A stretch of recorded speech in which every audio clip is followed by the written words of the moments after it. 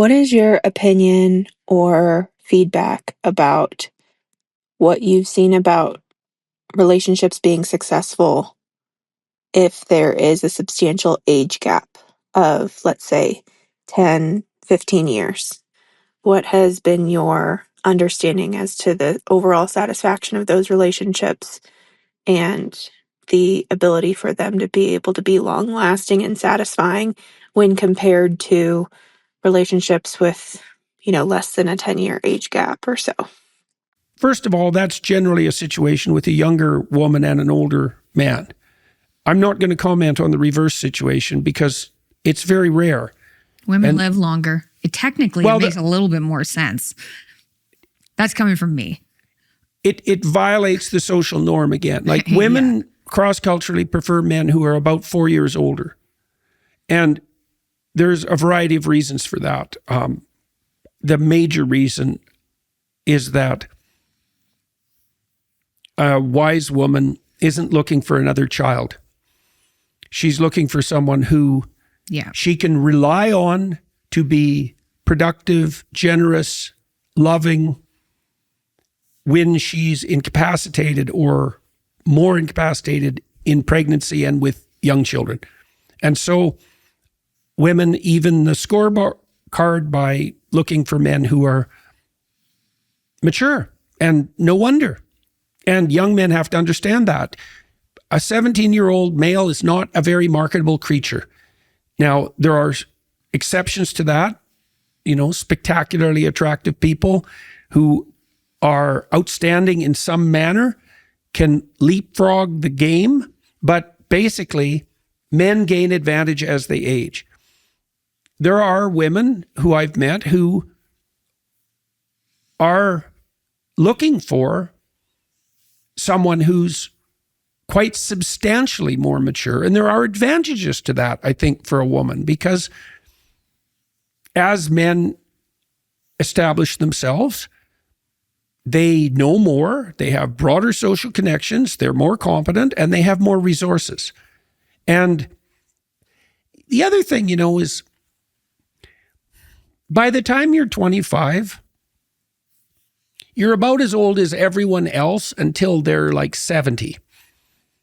You hit that period of maturity where roughly people are the same age.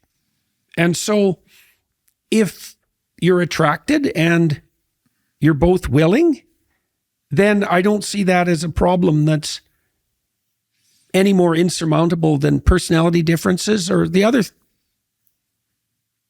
idiosyncrasies that couples have to contend with. Do you think it's weird?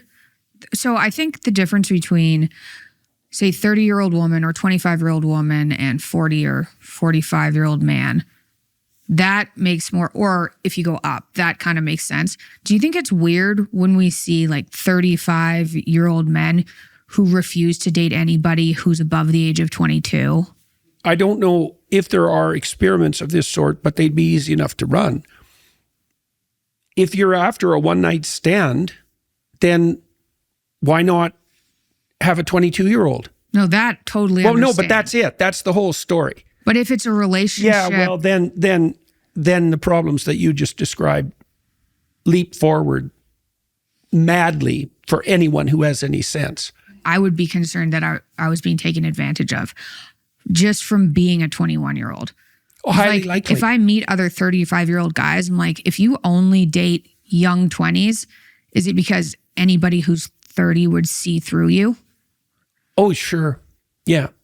But once you get above like 25, I don't think it makes that much of a difference. Yeah, well, the predatory tilt. Look, Mick, we know the personality characteristics of men who tilt towards one-night stands. That's already been delineated. They tilt in the dark tetrad direction. And so the 35-year-old men who won't date anyone who's over 23, they're not dating.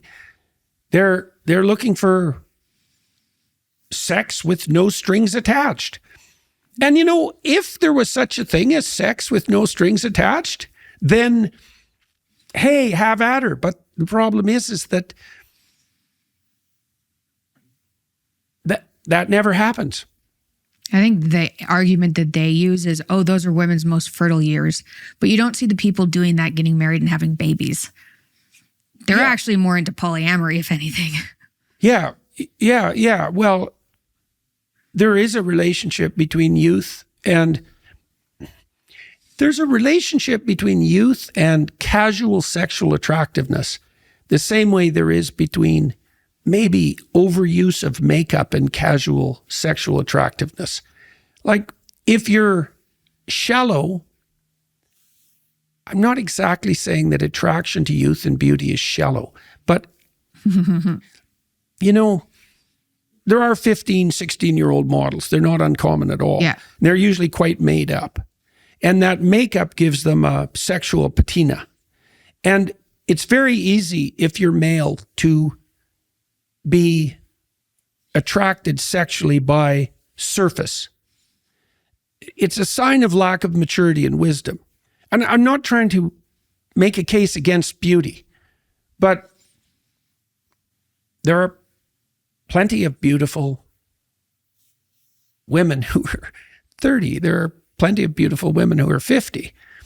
It gets harder as you get older to maintain that. Your mother has done that extraordinarily well. They're not seeing the whole person. Yeah. And that's convenient if what you want to do is have responsibility-free sex. But there's no such thing as responsibility-free sex. That's a complete lie. And so then it's immature. And so those men are immature. It's as simple as that. They're immature. And they're not having a relationship. They're not tying themselves together with someone for the long run. And that cripples them, because life is very hard. It's not something you should undertake alone. You will become, you can't be sane alone. I think with regards to the age difference, maybe the one thing you want to ask if you're a young woman with an older man is, you know, are you looking for a father? But then, if you didn't have a father and you're a very young woman, like, maybe you need that more mature guidance. Mm-hmm. Maybe that's valuable to you. Why wouldn't it be? I think as long as you avoid the psychopathic types that are just after naivety, then you're all kind of the same age after a certain point anyway, so it probably doesn't matter. And maybe there are some benefits even, depending on the person. That's a perfectly reasonable summation.